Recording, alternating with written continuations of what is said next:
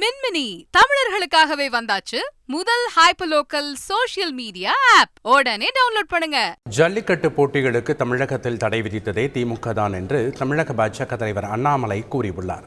இதுகுறித்து எக்ஸ் தளத்தில் அவர் வெளியிட்ட பதிவில், கடந்த 2011ஆம் ஆண்டு திமுக காங்கிரஸ் கூட்டணி ஆட்சியில்தான் ஜல்லிக்கட்டுக்கு தடை விதிக்கும் அறிவிப்பை சுற்றுச்சூழல் அமைச்சராக இருந்த காங்கிரஸ் மூத்த தலைவர் ஜெயராம் ரமேஷ் வெளியிட்டார் என்று குறிப்பிட்டுள்ளார்.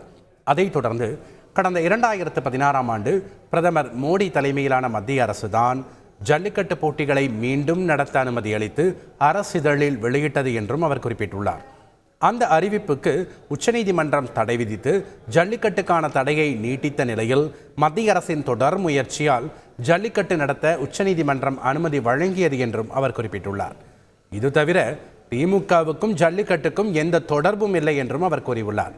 மேலும் பொள்ளாச்சியில் ராமர் கோவில் விழாவை தரக்குறைவாக பேசிய திமுக நிர்வாகியை எதிர்த்து கண்டன குரல் எழுப்பிய பாஜக நிர்வாகிகளை கைது செய்திருப்பது கண்டிக்கத்தக்கது என்றும் அண்ணாமலை கூறியுள்ளார். மின்மினி தமிழர்களுக்காகவே வந்தாச்சு முதல் ஹைப்பர்லோக்கல் சோஷியல் மீடியா ஆப். உடனே டவுன்லோட் பண்ணுங்க.